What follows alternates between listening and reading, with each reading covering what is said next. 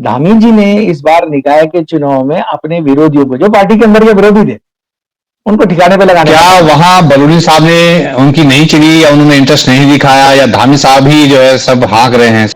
ने धामी साहब को खुला हैंड बस मुख्यालय से मिला है। नरेंद्र सिंह नेगी जी लोग गायक के मैदान में आने से जनमत एक तरफ काफी संगठित होकर एक तीसरे विकल्प के रूप में दिख रहा है। तो निशंक जी को आला कमान ने दिल्ली के चुनाव में लगा दी। मैंने लिखा भी है कि अल्मोड़ा और पौड़ी की सबसे ज्यादा दिख रहा है कि इस चुनाव ने एक विभाजन कर दिया है पहाड़ी वर्सेस गैर पहाड़ी में। ऋषिकेश की अगर बात करूं तो ये भाजपा के अंतर विरोध का संघर्ष। देखिए, शैलेंद्र रावत जी का बहुत बड़ा जनाधार रहा है मैडम रितु खंडूड़ी के मुकाबले, और पौड़ी में अभी तक भाजपा का प्रत्याशी सबसे कमजोर दिखाई दे रहा है। तो धामी को नुकसान कम है लेकिन फायदा ज्यादा है। तो देहरादून पे तो बहुत जोर होगा बीजेपी का या धामी साहब का। बिल्कुल जोर भी है और साथ सही कहा शब्द फील्डिंग सजा ली है। तो मुझे नहीं लगता कि उस फील्डिंग में धामी जी किसी को भी अंदर घुसने की इजाजत दे पाए।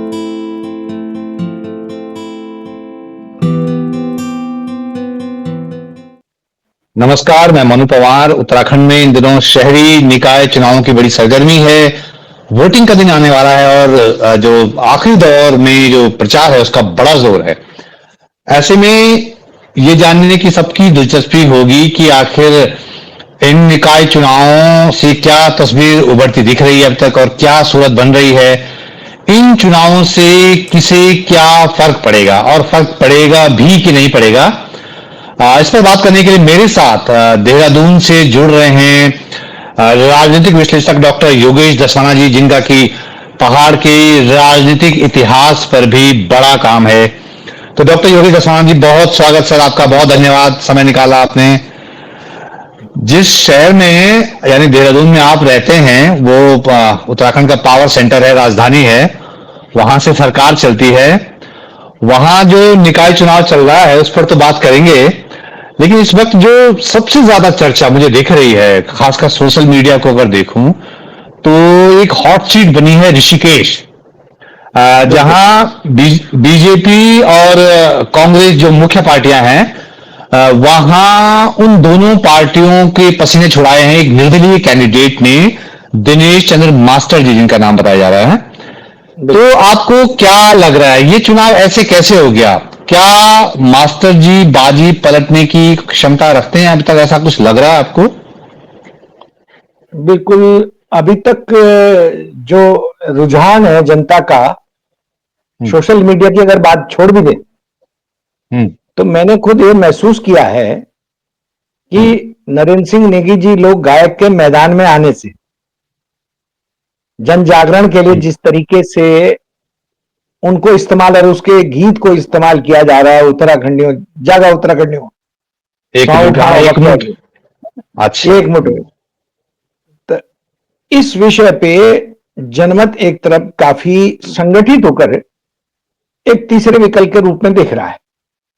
लेकिन दूसरी तरफ जो भाजपा और कांग्रेस से जो निराशा हुई है वो सीधे सीधे इस तरह से हुई है कि लोगों का यही कहना है कि वो जो दोनों दलों ने प्रत्याशी उठाए हैं उनका कोई बहुत वैचारिक आधार या जन आधार कभी राजनीति में रहा नहीं है।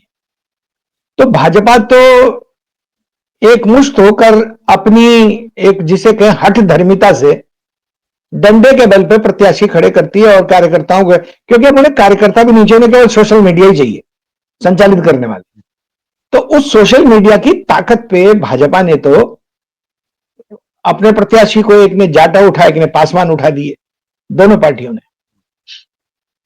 तो इस स्थिति में गुरुजी का चूंकि लंबा संघर्षों का इतिहास रहा है, उत्तराखंड आंदोलन के प्रवक्ता रहे हैं, और एक जो शंखनाद मूल निवास वाला मुद्दा है, उस रैली के बाद जो नेगी जी ने संबोधित की है, उसके बाद सड़कों पर बहुत बड़ी संख्या में और जो जातीय समीकरण भी दिखाई देते हैं, क्योंकि हम कितना भी कह लें लेकिन कहीं ना कहीं स्थानीय स्तर पर जातीय समीकरण वो मास्टर जी गुरुजी के पक्ष में जाते दिखाई दे रहे हैं।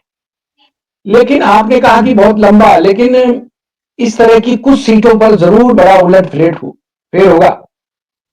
लेकिन उससे बहुत ज्यादा सियासत बदलने, उसकी सूरत बदलने की संभावनाएं बहुत ज्यादा नहीं थी।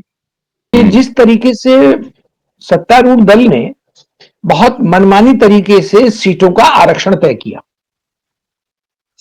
और चुनाव डिक्लेयर होने के बाद भी आरक्षण के सवाल पर उन्होंने जिस तरह बदला, उदाहरण के लिए अगर अल्मोड़ा सीट बता दूं मैं आपको कि अल्मोड़ा में या पूरे उस तरह से जो ओबीसी उत्तराखंड में है उसकी संख्या 1.5% से ज्यादा नहीं है। ये सरकारी 2011 के आंकड़ों के आधार पर मैं बात कर रहा हूं। उसके बाद भी उन्होंने अल्मोड़ा सीट को ओबीसी कर दिया, सामान्य ओबीसी, जबकि वहां पर कांग्रेस की शोभा पंत जोशी और नीता जोशी जो सरकारी सेवा से भले आई पर वो एटीआई में बहुत प्रमुख सामाजिक संगठनों से, पंचायत संगठनों से जुड़ी रही, तो भाजपा को कहीं ना कहीं इस बात ये लगा कि शायद अल्मोड़ा इन लोगों के राजनीति में दखल से भाजपा का वहां प्रत्याशी जीतना तो मुश्किल था ही, सामान्य जाति का। तो उन्होंने, और वो जो पार्टी के अंदर जो उनकी उठापटक है उसको निपटने के लिए उन्होंने अधिकांश जगह में ओबीसी सीट कर दी, कहीं महिला सीट कर दी। उसका कोई बहुत ज्यादा उन्होंने न हाईकोर्ट में कोई संज्ञान लिया और न ही पार्टी के अंदर। आप पौड़ी का ही देख लीजिए कि पौड़ी लोकसभा राज्य गठन के बाद पौड़ी के लोग दो बार दोनों बार वो सीटें अनुसूचित जाति के खाते में विधायकी चली गई। और मुझे तो मैं दर्शक मैं इस पे आता हूं क्योंकि आपने इस पे एक पोस्ट, लंबा पोस्ट भी लिखा है, तो मैं उस पे भी आपकी राय जानना चाह रहा हूं। मैं अभी ऋषिकेश की बात इसलिए भी कर रहा हूं क्योंकि वहां पे एक अलग तरह का ध्रुवीकरण सा दिख रहा है अभी तक जो है। आपने बताया कि मूल निवास का मसला वो बड़ा हावी है, क्योंकि बीजेपी ने ही नहीं, कांग्रेस ने भी, दोनों ने मतलब ऐसे कैंडिडेट दिए हैं जो मूल निवासी नहीं है, हालांकि वो वहां रह रहे हैं, स्थायी निवासी का सर्टिफिकेट हो सकता है उनके पास। तो क्या हम ये ऐसा दिख रहा है कि इस चुनाव ने एक विभाजन कर दिया है पहाड़ी वर्सेस गैर पहाड़ी में? ऋषिकेश की अगर बात करूं तो देखिए, ऋषिकेश में ये तो बहुत स्पष्ट तरह से दिखाई दे रहा है और जनता से बात करने पे भी और सामान्य स्थिति पे भी वहां ये भेद दिखाई दे रहा है। एक अंदर जो अभी तक नहीं दिखाई दिया बाहर, हमारे बीजेपी के जो दोनों कद्दावर नेता उस क्षेत्र में अपनी प्रतिष्ठा को लगाए हुए हैं, ये सारे के सारे नेता आपस में ही बीजेपी से उलझे हुए हैं। और बीजेपी का जो कार्यकर्ता, आपने कहा ना पहाड़ और मैदान का मुद्दा भी हावी हुआ, लेकिन उससे ज्यादा इस बात का हो गया वहां पे कि एक ग्रुप तो भाजपा में रहते हुए भी, भाजपा का ग्रुप वही अपने प्रेमचंद्र अग्रवाल का विरोध कर रहा है, और वही एक ग्रुप ऐसा है पहाड़ियों का कि जो सुबोध उनियाल को भी हाशिए पे देखना चाहता है। तो ये एकदम, इसको एकदम पहाड़ी मुद्दा भी न बना के गैर पहाड़ी, ये भाजपा के अंतर्विरोध का संघर्ष भी है, अंतर्विरोध भी है। दोनों की एंटी इनकम्बेंसी का है मतलब। अच्छा, ये वाली बात जी, ये भारत विकट नहीं है। तो ये बात नहीं आ रही, इसको इस तरह पेश किया जा रहा है कि ये गैर पहाड़ी और गैर पहाड़ी की लड़ाई जैसे हो गई है, जबकि भाजपा जी भाजपा बिल्कुल। इसके कारण तीसरा विकल्प, और खासकर जो गुरुजी के संदर्भ में मूल निवास में, और उससे जो है इन दिनों में आते आते तक कल तक वो काफी आगे दौड़ में आगे दिखाई दे रही है। तीसरा विकल्प इन दोनों को छोड़कर जी। तो डॉक्टर साहब, ऋषिकेश जो है वैसे पारंपरिक रूप से बीजेपी का गढ़ मानी जाती रही है। प्रेमचंद अग्रवाल जो है लगातार वहां से जीत रहे हैं, और कई लोग आशंका भी जता रहे हैं कि जितनी जो है मास्टर जी की ये चुनौती मजबूत होती जाएगी उतना जो है वो उसको बीजेपी को मदद मिल सकती है। जैसे कई लोग जो है केदारनाथ का उदाहरण भी दे रहे हैं, जैसे वहां पे त्रिभुवन सिंह चौहान जो निर्दलीय कैंडिडेट थे वो मजबूत हुए थे, तो कांग्रेस को फायदा हुआ था, उससे बीजेपी को फायदा हुआ था, कांग्रेस का खेल खराब हुआ था। तो क्या ऐसा तो नहीं है कि ऋषिकेश में भी इसी तरह हो जाएगा? मास्टर जी जितने आगे बढ़ेंगे, जितने उनकी चैलेंज होगा, उतना कांग्रेस कम होगी और बीजेपी को फायदा हो जाएगा? इसकी संभावनाएं अभी तक तो कम इसलिए दिखाई दे रही है, केदारनाथ से तो इसलिए भी तुलना नहीं हो सकती है कि मैं आपको ये बताऊं कि जो सिटिंग एमएलए वहां पे हमारे ये प्रेमचंद अग्रवाल जो रहे, प्रेमचंद्र अग्रवाल पिछले चुनाव से लगातार इस बात की मांग कर रहे थे कि उन्हें जो है डोईवाला से दिया जाए। मैंने स्वयं उनसे बातचीत की थी, तो उन्होंने कहा था कि मेरा तो आधार और मेरा गांव, मेरा अपनी जो है वो डोईवाला विधानसभा के क्षेत्र के अंतर्गत है, लेकिन डोईवाला विधानसभा में त्रिवेंद्र रावत जी की उपस्थिति के कारण उनको टिकट नहीं मिल सका।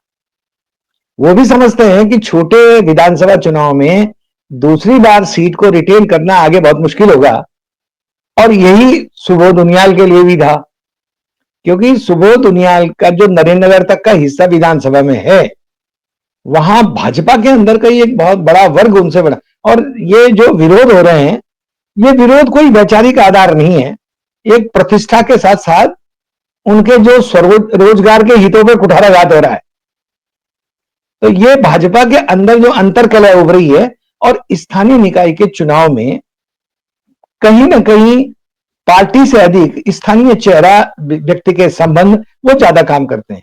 तो गुरुजी के पक्ष में जो दिखाई दे रहा है, मुझे नहीं लगता कि वो केदारनाथ की कोई पुनरावृत्ति हो पाएगी वहां पे, क्योंकि केदारनाथ में जी क्योंकि केदारनाथ में आप ये देखिए कि पिछली बार बीजेपी ने जितने संभावित विद्रोही थे उन सबको बैठाने में कामयाब हो गई। त्रिभुवन उनियाल ने केवल ऊखीमठ में उसी के वोट बैंक पे एक तरह से डेंट मारा, त्रिभुवन चौहान। लेकिन ऐसा भी हो सकता था कि वो वोट अगर डेंट न पड़ता या त्रिभुवन ना होते, तो वो वोट अगर कांग्रेस के पक्ष में जाते, अगर त्रिभुवन ना होता। आप ये देखिए ना, बॉबी परमार जैसे यहां हुए, अगर बॉबी परमार लोकसभा में टिहरी में कांग्रेस को मदद करते या कांग्रेस ही उसको मदद करती, तो परिणाम उलटफेर हो सकता था, क्योंकि महारानी का जनाधार नहीं, वो केवल मोदी और पार्टी के नाम से की थी। तो स्थानीय स्तर पर चुनाव में पार्टी के संबल से अधिक व्यक्ति के संबंध, और जिस तरीके से ऋषिकेश में गुरुजी के साथ जो कैडर दिखाई दे रहा है हर वर्ग का, तो इस परिस्थिति में जो है अभी तक तो गुरुजी ने, अब ये जो बात थी कि ये इसका ध्रुवीकरण का असर आगे कहां तक जाएगा, ये बहुत ज्यादा तो अभी असर करता हुआ नहीं दिखाई दे रहा है। क्योंकि मुझे बहुत जगह मैंने पढ़ा, बहुत जगह देखा, बहुत ग्रुपों में चर्चा हो रही है कि बीजेपी को मदद करेंगे मास्टर जी, मतलब इस तरह से पेश किया जा रहा है कि हो सकता है कि जो है ना। तो मतलब मेरा सवाल क्योंकि ये खतरा जो है ना 2027 तक भी बना रहेगा, तब भी जो है कई लोग निर्दलीय उठेंगे। बॉबी परमार ने खुद 50 कैंडिडेट उतारने की घोषणा की है, तो क्या बीजेपी की बी टीम होने की तोहमत लगाकर हम इनके साथ ज्यादती नहीं करेंगे कि मतलब लड़ना बीजेपी कांग्रेस कराओ भी तो लोग लड़ेंगे?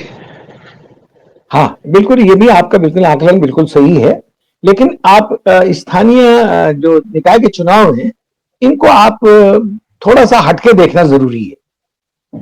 इनको आप सीधे सीधे, ठीक है बॉबी परमार और कुछ निर्दलीय जरूर उठे हैं, लेकिन अधिकतर निर्दलियों का इतिहास ये रहा है, आप यूकेडी को देख लीजिए, यूकेडी को उतना ही बीजेपी ने जितना तोड़ा है, बीजेपी को बार बार बीजेपी ने, और उत्तर प्रदेश में मुलायम सिंह ने तोड़ा। तो ये कुछ स्थिति ऐसी रही है कि जिसके चलते मुझे नहीं लगता मतलब ये कि ये निर्दलीय अपना स्टैंड बना पाएंगे बॉबी परमार के साथ या कुछ और। हाँ, गुरुजी सरी के जो लोग हैं, जो उत्तराखंड आंदोलन के भी रहे हैं और मुद्दों के आधार पर लड़ते रहेंगे, और उनका जिस तरह से जन समर्थन मिल रहा है, उससे मुझे नहीं लगता कि वो कल जीतने के बाद कहीं बीजेपी में चले जाएंगे, ऐसा मुझे लगता है। हाँ नहीं, ये तो था, मतलब ये मेरा सवाल ये था कि जैसे तोहमत लग रही है कि भाई ये बीजेपी की मदद करेंगे या कर रहे हैं इस चुनाव में, तो ऐसे में तो कोई लड़ ही नहीं पाएगा फिर, अगर बीजेपी कांग्रेस को ही देखेंगे कि भाई वो कहेगा तुम। हाँ जी जी जी, अभी ऐसा लग नहीं रहा, जी जी, अभी ऐसा दिखाई दे रहा है, ये एक आध सीट पे कहीं हो सकता है, लेकिन बहुत ज्यादा इसका असर नहीं है। इस तरह की बातें जरूर सोशल मीडिया पे हैं, लेकिन उसका कोई बहुत ज्यादा कोई असर होने वाला नहीं है। अब आते हैं देहरादून में, देहरादून नगर निगम सबसे बड़ी नगर निगम है उत्तराखंड की। इस बार जो है बीजेपी और कांग्रेस दोनों ने ऐसे अपेक्षाकृत ऐसे कैंडिडेट दिए जो नॉन मतलब नॉन वो हैं जो जिनको ज्यादा चर्चा नहीं है, जिनकी ज्यादा मतलब लोकप्रिय नहीं है, बहुत दिखे लोग जानते नहीं है। सौरभ थपलियाल हुए बीजेपी से, कांग्रेस से जो वीरेंद्र पोखरियाल हुए। कोई स्ट्रैटेजी रही होगी इससे पीछे, या जैसे बीजेपी ने पिछले अनुभव से सबक लिया होगा क्या? ये जो नए कैंडिडेट हैं और किस तरह चल रहा है नगर निगम देहरादून का चुनाव? ये बड़ा रोचक है। और एक बात बहुत सामान्य तरह से जो उभर के आई है कि कांग्रेस और बीजेपी के दोनों ये बेदाग छवि के आदमी हैं, दोनों प्रत्याशी। और सौरभ थपलियाल चूंकि युवा मोर्चे में ज्यादा समय तक रहे हैं और उनका टिकट हमेशा कटता रहा है, लेकिन बीजेपी ने, और खासकर देहरादून की जहां बात है, धामी जी ने इस बार निकाय के चुनाव में अपने विरोधियों को, जो पार्टी के अंदर के विरोधी थे, उनको ठिकाने पे लगाने का काम किया। देहरादून में गामा का टिकट न मिलना, श्रीनगर में पूनम तिवारी जो पार्टी छोड़ के आई थी, बीजेपी ज्वाइन की, उसको टिकट न देना, जबकि उसके पीछे बलूनी थे। पौड़ी में यशपाल बेनाम की मिसेज का नाम बहुत चला, लेकिन उन्हें स्पष्ट मना कर दिया। और यही बात हल्द्वानी में हुई, जोगिंदर सिंह और जो बिस्ट गजराज सिंह रहे।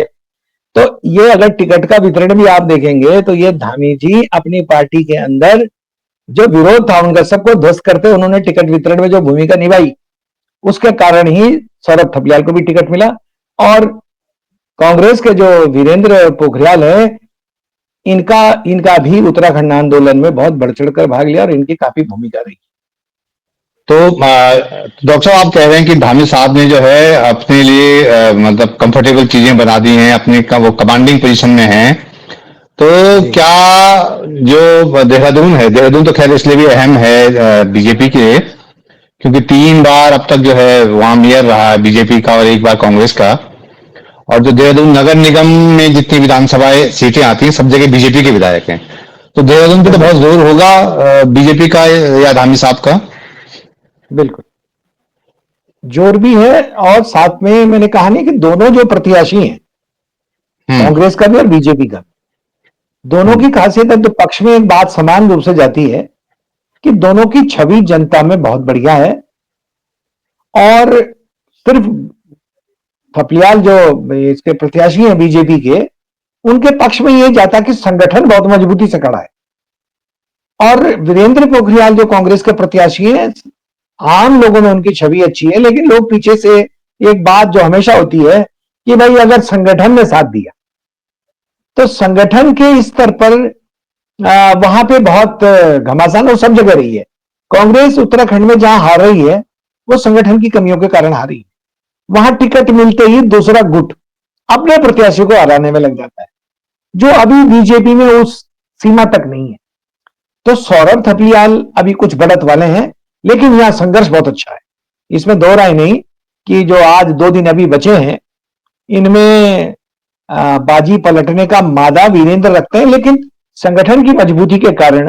और अगर मैं तुम्हें याद दिलाऊं कि बीजेपी ने इस बार जो संघ का कैडर है वो बहुत सक्रिय है, घर घरों में उनकी पर्चियां पहुंच गई हैं, घर घरों में, जो कांग्रेस इस काम को नहीं कर सकी है। तो अभी देहरादून में बीजेपी का थोड़ा मजबूत किला मजबूत दिखाई दे रहा है, आगे दिखाई दे रहा है कि बहुत स्पष्ट रूप से आगे। उधर कुमाऊं में जो है पहली बार 5 नगर निगमों में चुनाव हो रहे हैं डॉक्टर साहब, और आप बता रहे थे कि वहां कैंडिडेट के जो सिलेक्शन से लेके और सीटों के आरक्षण पे जो तमाम खेल हुए हैं, तो क्या धामी साहब का अपना इलाका है कुमाऊं, तो वहां क्या धामी फैक्टर काम करेगा या ये चीजें जो हुई हैं इसमें कहीं नुकसान होगा? कुछ जगह तो मैंने कहा कि नुकसान है, लेकिन वो बहुत बड़े क्षेत्र तक नहीं फैल रहा है नुकसान। अल्मोड़ा, और मेरा बड़ा पहले भी मान रहा, मैंने लिखा भी है कि अल्मोड़ा और पौड़ी की सबसे ज्यादा उपेक्षा हुई है। तो अल्मोड़ा में, पिथौरागढ़ में ये गेन करेंगे, लेकिन अल्मोड़ा जिले को ये लूज करेंगे। हल्द्वानी में भी उलटफेर हो सकता है। और पौड़ी में अभी तक भाजपा का प्रत्याशी सबसे कमजोर दिखाई दे रहा है। और जो अभी सड़क दुर्घटना हुई थी, अभी जो सड़क दुर्घटना हुई और उसके बाद चांस, ये बड़ा इत्तेफाक है कि उसी दिन, एक दिन पहले हॉस्पिटल पीपीपी मोड से निकालकर सरकार ने अपने हाथों में ले लिया। और दुर्घटना वाले दिन जो गाड़ी वो देलचौरी मार्ग पर दुर्घटना हुई, जब हॉस्पिटल संपर्क में वहां एक भी डॉक्टर नहीं था, तो उतनी देर में जो 5 हताहत हुए श्रीनगर ले जा, उस दिन से बीजेपी वहां तीसरे नंबर पर, वहां पे कांग्रेस और निर्दलीय प्रत्याशी जो पूर्व ये जिला पंचायत के अध्यक्ष किशोरी रहे, उनकी पत्नी हिमानी नेगी, क्योंकि बड़ा उलट फेर हुआ ना, बहुत लास्ट मोमेंट पे आरक्षण के सवाल अभी तक कोर्ट में है, कुछ जगह तो फैसले नहीं हो पाए, तो पौड़ी उनमें एक सीट। अब आप ये देखिए कि जी पौड़ी की सीट बताइए। जब शुरू में 57 में नगर पंचायत बनी, तो कैप्टन अवतार सिंह रमोला पौड़ी गांव के होते थे, और कॉमनवेल्थ कंट्रीज के मेयर का जब सम्मेलन हुआ इंग्लैंड में, तो एक भारतवर्ष का इतिहास बना कि एक जो नगर परिषद भी नहीं है, वहां के व्यक्ति को कॉमनवेल्थ कंट्री में प्रतिनिधित्व करने का मौका दिया, उनकी काबिलियत के आधार। क्रिश्चियन डेविड साहब थे, कनाडा के एनआरआई थे, वो नगर पालिका अध्यक्ष रहे। ब्रिगेडियर लक्ष्मण सिंह नेगी थे, पौड़ी गांव के, वो अध्यक्ष रहे। और प्रतिभाओं के पलायन के साथ साथ पौड़ी के साथ जिस तरह की नाइंसाफी हुई है, तो वो इस समय बीजेपी की सबसे कमजोर सीट अगर कोई है तो वो पौड़ी में मानी जा रही है या अल्मोड़ा में मानी जा रही है। ये दोनों केंद्रों में बीजेपी, तो धामी को नुकसान कम है लेकिन फायदा ज्यादा है। ये अभी तक नुकसान आकलन है। जी, धामी को नुकसान कम है, फायदा ज्यादा है, लेकिन अनिल बलूनी की जो संसदीय सीट है, आप कह रहे हैं पौड़ी में बहुत कमजोर है, पौड़ी है, फिर श्रीनगर है, कोटद्वार है, उधर जोशीमठ है, गोपेश्वर है, ये पूरा अनिल बलूनी का जो है संसदीय क्षेत्र पड़ता है। तो क्या वहां बलूनी साहब ने उनकी नहीं चली, या उन्होंने इंटरेस्ट नहीं दिखाया, या धामी साहब ही जो है सब हाँक रहे हैं सब चीजों को? क्या लग रहा है आपको? जैसे पौड़ी में आप बता रहे हैं, वहां तो जो है वो बलूनी साहब ने उनको शामिल करवाया था, किशोर सिंह नेगी जो जिनकी पत्नी निर्दलीय लड़ रही हैं, तो क्या तो बलूनी साहब ने इंटरेस्ट नहीं दिखाया, या धामी साहब खुला खेल रहे हैं? नहीं, धामी साहब को खुला हैंड बस मुख्यालय से मिला है, हाईकमान से, और इसी के नाते अब जैसे पौड़ी का तो बहुत स्पष्ट है कि अभी जो खबरें मिल रही हैं, वहां हिमानी नेगी जरूर टक्कर पे है, लेकिन पहले नंबर पे कांग्रेस जाती हुई दिखाई दे रही है। भाजपा तीसरे नंबर की लड़ाई लड़ रही है, लेकिन बीजेपी तीसरे नंबर की लड़ाई लड़ती हुई दिखाई दे रही है। लेकिन इस बीच हिमानी नेगी ने भी अच्छा गेम किया वहां, लेकिन उसके पीछे कोई बलूनी का, देखिए बलूनी साहब का कैडर वोट नहीं है, बलूनी साहब एक ऐसा मास चेहरा नहीं है पब्लिक में। अब जैसे गोपेश्वर की सीट देहरादून की तरह बहुत मजबूती से बीजेपी के पक्ष में दिखाई दे रही है। वो आदमी 5 साल पहले निर्दलीय कैंडिडेट, 10 साल पहले निर्दलीय जीत के आया, और मैंने तो कहा भी है कि उस व्यक्ति की छवि हम कह सकें कि स्थानीय स्तर पर लोग उसे गडकरी के रूप में देखते हैं, कि उस पर कोई भी काम करने वाला गया होगा तो उसने कभी उसकी जाति नहीं, पार्टी नहीं पूछा, हमेशा काम किया। और उसका जो पिछले 20 साल का इतिहास रहा है, बलूनी जी तो उसको जानते तक नहीं, उसको टिकट दिलाने में महेंद्र भट्ट जी का ही काम है और धामी का, उसमें बलूनी जी का कोई भूमिका नहीं है। ऐसे ही जोशीमठ में है, वो ओबीसी सीट हुई, वहां भी यही घपला है, कोर्ट में मामला है, अभी निर्णय नहीं हुआ, लेकिन उन्होंने उसको ओबीसी कर दिया। तो इन सीटों के वितरण में बलूनी जी की तो देखा जाए कि बहुत ज्यादा चली नहीं।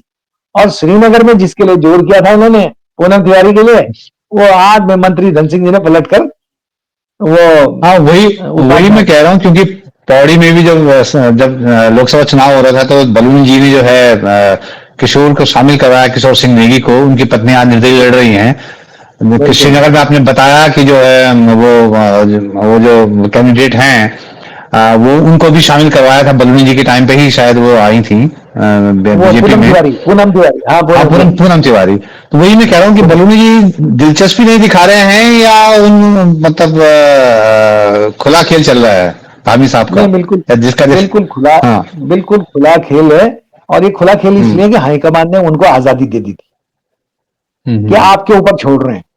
तो चूंकि बहुत सारे लोगों का यह है कि जिस तरह भाजपा प्रयोग करती है कि 2027 से पहले शायद कोई नेतृत्व परिवर्तन हो जाए, तो उस नेतृत्व परिवर्तन की आहट को देखते हुए धामी जी ने इस बार अपने पार्टी के अंदर जितने प्रतिद्वंदी थे ये संभावित उम्मीदवार थे, उन सब पे न केवल नकेल कसी है, लेकिन अपने प्रत्याशी उठाए हैं।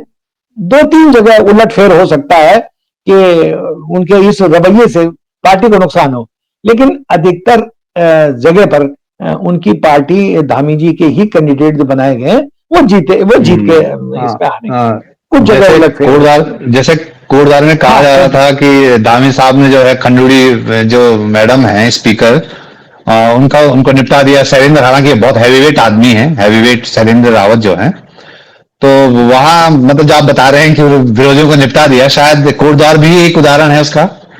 बिल्कुल, देखिए शैलेंद्र रावत जी का बहुत बड़ा जनाधार रहा है मैडम रितु खंडूड़ी के मुकाबले, और कहीं ना कहीं इस समय शैलेंद्र रावत को टिकट मिलने से जो पूर्व मंत्री सुरेंद्र सिंह नेगी और उनकी पत्नी जो मेयर रही है वहां पे हेमलता, इन सबका वहां भी एक बड़ा अजीब खेल है। ये सारे के सारे लोग जो हैं शैलेंद्र रावत के साथ काम कर रहे हैं वहां। अच्छा, हाँ, और निशंक जी की भूमिका देहरादून वगैरह कहीं होती तो निशंक जी को आला कमान ने दिल्ली के चुनाव में लगा दी। मेरे भी उनसे कुछ दिन पहले बात हुई तो निशंक जी ने कहा कि वो दिल्ली के 5 विधानसभा चुनाव जहां पहाड़ी मूल के लोग हैं, तो ये सारे मुझे लगता है कि धामी जी का जो खुला हैंड दिया और उनको जितने भी धर विरोधी थे उनको कहीं ना कहीं वो धीरे धीरे करके ठिकाने पे लगा रहे हैं, और वो अपना अलग से चाहे ब्यूरोक्रेट्स हो अंदर या पार्टी के दूसरे नेता हो। मैं चमोली में और इधर देहरादून में भी पूछता हूँ कि जो बहुत बड़े कांग्रेसी थे आज बीजेपी में है, तो उनका कहना ये तो साहब हम तो रोजी रोटी का सवाल है, हम जाएंगे कहाँ अगर इस पार्टी में न जाए तो जाएगा हमारे पर।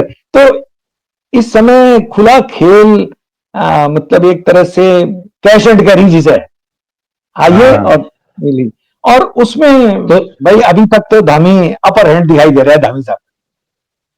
तो डॉक्टर साहब क्या ये माने कि पुष्कर सिंह धामी 2027 के लिए जो है फील्डिंग सजा चुके हैं इस निकाय चुनाव के बहाने?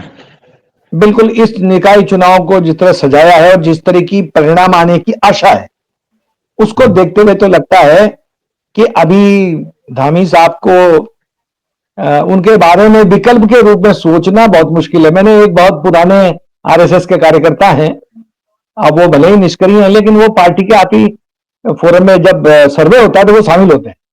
तो मैंने उनसे पूछा था अभी कि मैंने कहा क्या यहाँ पे भी फिर एक प्रयोग हुआ जो हरियाणा मध्य प्रदेश राजस्थान में हुआ?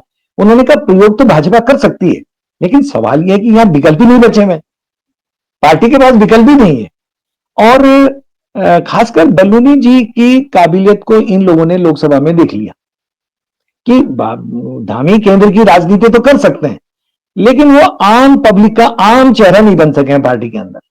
बलूनी जी की बात कर रहे हैं? हाँ, मैं बलूनी जी तो उस रूप में वो देखते हैं कि, और धामी जी का जो विरोध हुआ भी है तो वो पार्टी के अंदर जो उनके विरोधी रहे ज्यादा, जब उनको उचित सम्मान नहीं मिला तो ये हर मुख्यमंत्री के साथ होता है कि जब उनको सम्मान नहीं मिलता तो लेकिन चूंकि उनको आला हाईकमान ने खुला हैंड दिया है काम करने के लिए, तो इस स्थिति में धामी जी अभी बिल्कुल सशक्त उम्मीदवार दिखाई दे रहे हैं।